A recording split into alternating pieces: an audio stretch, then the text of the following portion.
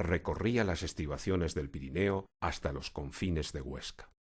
Sin embargo, tras la muerte de Sancho III, el primogénito García sufrió los embates de sus hermanos por el control del territorio hasta que su hermano Fernando lo mató en Atapuerca, en 1054.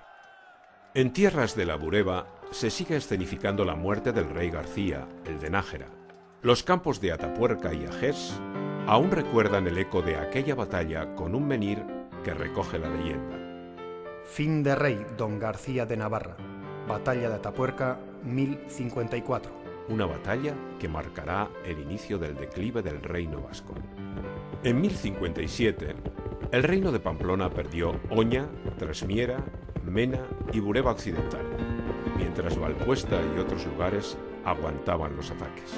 Algunos tenentes defendieron sus fortalezas valerosamente. Sancho Fortuniones en Pancorbo, Munio Muñoz en Término, Fortún Ximénez en el castillo de Rodilla y García Ximénez en los montes de Oca. De entre aquellos combates, el más singular ocurrió en Pazuengos. Allí, el tenente navarro Xemén García Torrellos luchó en duelo contra el mejor guerrero del rey de Castilla, Rodrigo Díaz de Vivar, el Cid, que a partir de esa victoria sería apodado el Campeador.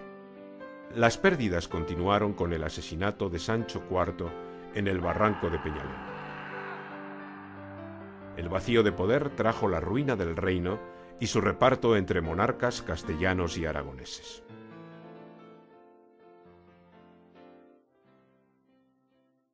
García Ramírez recuperó el reino de las manos de sus raptores. Sancho el Sabio, cansado de prestar vasallaje a Castilla, trató de recuperar los territorios arrebatados mientras fortalecía las fronteras del reino con nuevos castillos, bastidas y promulgación de fueros, especialmente en las fronteras peligrosas de los confines alaveses. Su sueño se hizo realidad, y el año 1163 recuperó prácticamente los límites que marcaron los vascones siglos atrás. Fue él quien cambió al reino de nombre, de Reino de Pamplona a Reino de Navarra, y fue en tiempos del rey Sabio cuando un documento definió al euskara como lingua navarrorum, es decir, lengua de los navarros. La tranquilidad sería breve para el reino pirenaico. Pocos años más tarde, el nuevo rey de Castilla, Alfonso VIII, avanzó por la llanura de la Bureba en dirección al Pirineo. Algunos castillos, como Malvecín, hicieron frente al invasor, pero el empuje fue tal que Sancho tuvo que refugiarse en el castillo de Leguín, cerca de Urroz.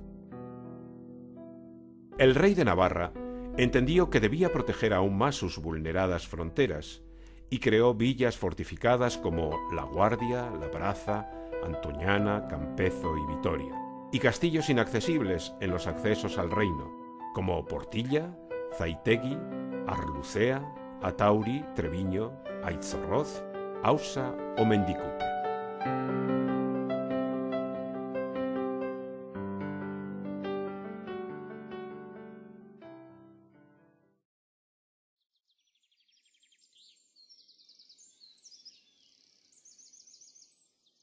Por aquellos años, la Baja Navarra ya formaba parte del reino.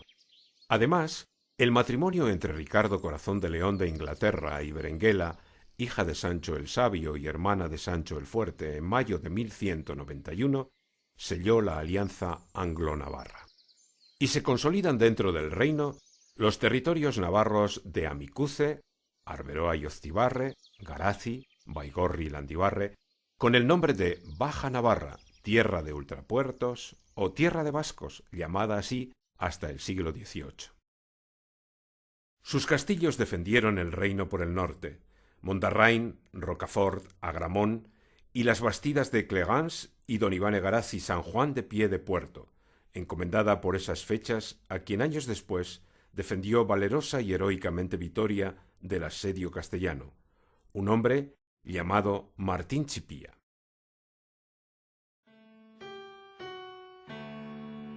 El hijo del sabio, Sancho el Fuerte, prosiguió con el fortalecimiento del reino creando la tenencia de San Sebastián y fortaleciendo otros castillos importantes como Ereño, Zarragoiti, Guetaria, Mota, Beloaga y Hondarribia.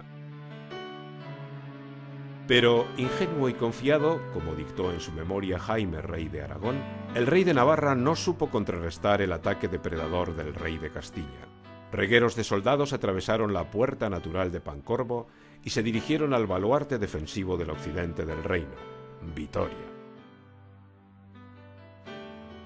Mientras la ciudad aguantaba el asedio, las tropas castellanas fueron conquistando el resto de plazas fuertes y castillos de Guipúzcoa y Araba, salvo algunas fortalezas como Portilla, Toloño, La Guardia, Asa y Treviño, que aguantaron los ataques y mantuvieron el pendón de Navarra en sus almenas. Con 2 iglesias fortaleza y murallas imponentes, Vitoria tenía como tenente al mejor, Martín Chipía. Él ordenaba y alentaba a sus hombres desde las almenas. Fueron 9 largos meses de asedio, varios de ellos pasando hambre y enfermedades. Por orden de su rey, Chipía aceptó la rendición. Cayó Vitoria, y con ella la Navarra occidental. Se abrió así una herida que todavía no ha podido cicatrizar. Desde entonces, vascones contra vascones, o vascos contra vascos, o navarros contra navarros, que cada cual lo exprese como desee. El rey de Castilla se apoyó en nuevos linajes feudales y en las ventajas que ello reportaba a los jaunchos frente al régimen de tenencias navarro para asentar una frontera antinatural. Robos, asesinatos e incendios se multiplicaron en la muga entre lo que quedó del reino de Navarra y las tierras que quedarían ya hasta hoy bajo dominio castellano. Sus reyes, desde Burgos, alentaron los ataques para desestabilizar a lo que quedaba del reino.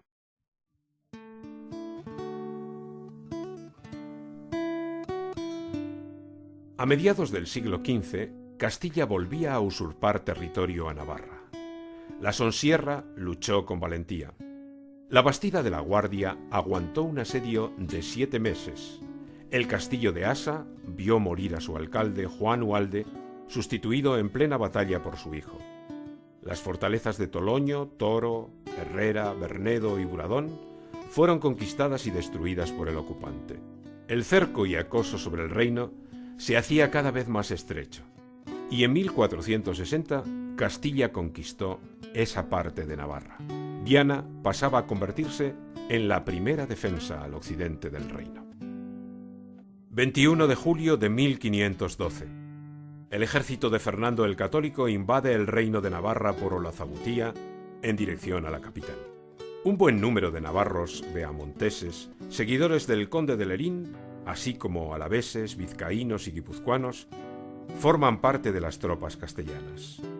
El corredor del Aráquil es vigilado desde sus alturas por un puñado de roncaleses, tal y como lo hicieron sus antepasados vascones ante las incursiones godas, francas y árabes. La promesa al rey de Navarra tiene más fuerza que el temor a enfrentarse a lo imposible.